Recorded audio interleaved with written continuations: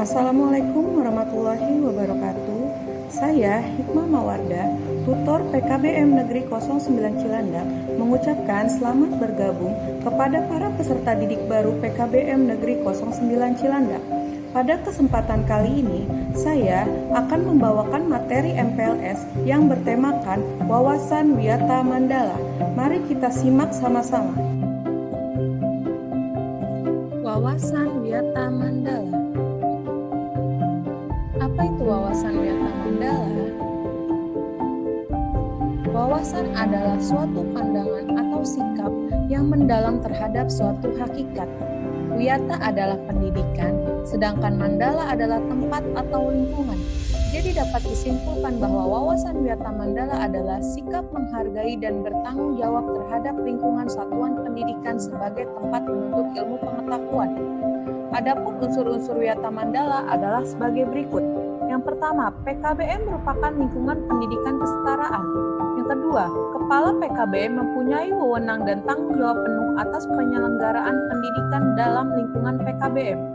Yang ketiga, antara tutor dan orang tua peserta didik harus ada saling pengertian dan kerjasama erat untuk mengemban tugas pendidikan atau hubungan yang serasi. Yang keempat, warga satuan pendidikan di dalam maupun di luar satuan pendidikan harus menjunjung tinggi martabat dan citra tutor. Yang terakhir, PKBM harus bertumpu pada masyarakat sekitarnya dan mendukung antar warga. PKBM, apa sih yang dimaksud dengan PKBM? PKBM merupakan tempat penyelenggaraan pembelajaran kegiatan belajar mengajar atau KBM yang menanamkan dan mengembangkan berbagai nilai, ilmu pengetahuan, teknologi dan keterampilan. PKBM merupakan lembaga pendidikan non-formal tempat berlangsungnya KBM untuk membina dan mengembangkan antara lain. Yang pertama, ilmu pengetahuan dan teknologi, pandangan hidup atau kepribadian, hubungan antar manusia dengan lingkungan atau manusia dengan Tuhannya, yang terakhir kemampuan berkarya atau skill. Fungsi PKBM.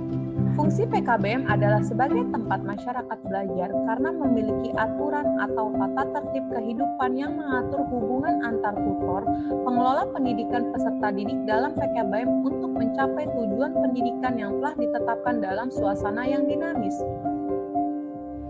Ciri-ciri PKBM sebagai masyarakat belajar adalah sebagai berikut. Ada tutor dan peserta didik atau warga belajar. Timbulnya KBM yang tertib. Yang kedua, tercapainya warga belajar yang sadar, mau belajar dan bekerja keras. Yang ketiga, terbentuknya manusia Indonesia yang unggul. Prinsip satuan pendidikan. Untuk itu, satuan pendidikan memiliki prinsip-prinsip sebagai berikut. Yang pertama, satuan pendidikan sebagai wadah atau lembaga yang memberikan bekal hidup. Yang kedua, satuan pendidikan sebagai institusi tempat peserta didik belajar di bawah bimbingan pendidik. Yang ketiga, satuan pendidikan sebagai lembaga dengan pelayanan yang adil atau merata bagi stakeholder-nya. Yang keempat, satuan pendidikan sebagai lembaga pengembangan bakat dan minat peserta didik. Yang kelima, satuan pendidikan sebagai lembaga pembinaan potensi di luar intelijensi. Yang keenam, satuan pendidikan harus memberikan perhatian serius untuk mengembangkan kemampuan emosional dan sosial, kemampuan berkomunikasi dan berinteraksi, kemampuan bekerja sama dalam kelompok, dan lain-lain. Yang selanjutnya, satuan pendidikan sebagai wahana pengembangan sikap dan watak. Lalu, satuan pendidikan sebagai wahana pendewasaan diri. Dan yang terakhir, satuan pendidikan sebagai bagian dari masyarakat belajar atau learning society. Penggunaan satuan pendidikan. Satuan pendidikan non-formal sebagai suatu lembaga pendidikan yang diperuntukkan sebagai tempat proses kegiatan belajar mengajar tidak diperbolehkan dijadikan sebagai tempat antara lain. Yang pertama, satuan pendidikan merupakan lingkungan bebas rokok bagi semua pihak. Yang kedua, penyebaran aliran sesat atau penyebar luasan aliran agama tertentu yang bertentangan dengan undang-undang. Yang ketiga, propaganda politik atau kampanye. Yang keempat, syuting film dan atau sinetron tanpa seizin pemerintah daerah. Yang terakhir, kegiatan-kegiatan yang dapat menimbulkan kerusakan, perpecahan, dan perselisihan sehingga menjadikan suasana satuan pendidikan tidak kondusif. Penataan wiyata mandala dalam upaya ketahanan satuan pendidikan. Ketahanan satuan pendidikan lebih menitik beratkan pada upaya-upaya yang bersifat preventif. Untuk menjadikan satuan pendidikan sesuai dengan tujuan dan fungsinya, perlu dilakukan penataan biota mandala di satuan pendidikan melalui langkah-langkah sebagai berikut. Yang pertama, meningkatkan koordinasi dan konsolidasi sesama warga satuan pendidikan untuk dapat mencegah sedini mungkin adanya kegiatan dan tindakan yang dapat mengganggu proses belajar mengajar.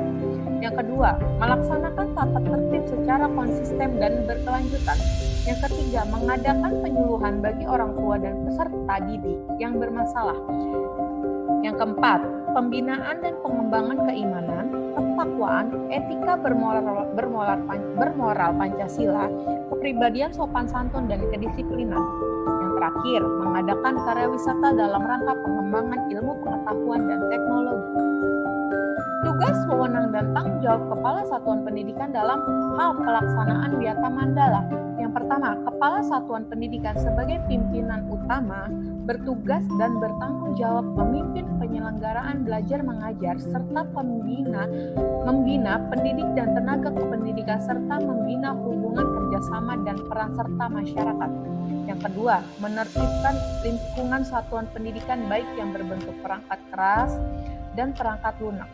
Yang ketiga, mengadakan pertemuan baik rutin maupun insidentil yang bersifat intern satuan pendidikan, kepala satuan pendidikan, pendidik, orang tua peserta didik, dan peserta didik itu sendiri.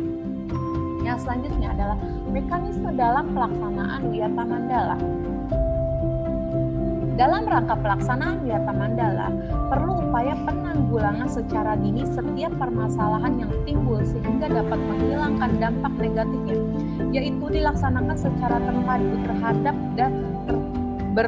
terpadu, bertahap, dan berkelanjutan sebagai berikut. Yang pertama, tahap preventif atau upaya untuk meniadakan peluang-peluang yang dapat memungkinkan terjadinya kasus-kasus negatif di satuan pendidikan melalui antara lain sebagai berikut. Yang pertama, menciptakan suasana yang harmonis antara pihak pendidik atau staf dan peserta didik serta penduduk di sekitar satuan pendidikan. Yang kedua, membentuk jaringan pengawasan atau kontrol dan razia terhadap kegiatan peserta didik di lingkungan satuan pendidikan. Yang ketiga, meminimalisir keterlibatan kelompok maupun perorangan dalam kegiatan satuan pendidikan. Yang terakhir, peningkatan keamanan dan ketertiban khususnya pada saat berangkat atau usai satuan pendidikan. Yang selanjutnya adalah tahap represif atau upaya untuk menindak peserta didik yang telah melanggar peraturan-peraturan dan tata tertib sesuai satuan pendidikan. Yang pertama, upaya represif yang pertama adalah membatasi areal tempat terjadinya aksi. Yang kedua, menetralisir isu-isu yang berkembang dan mencegah timbulnya isu-isu baru. Yang ketiga, mengikutsertakan para ahli untuk mengadakan bimbingan dan penyuluhan. Yang keempat, memberikan sanksi sesuai tata tertib yang berlaku. Ya, sekian materi MPLS yang dapat saya sampaikan tentang wawasan Wiata Mandala. Terima kasih dan wassalamualaikum warahmatullahi wabarakatuh.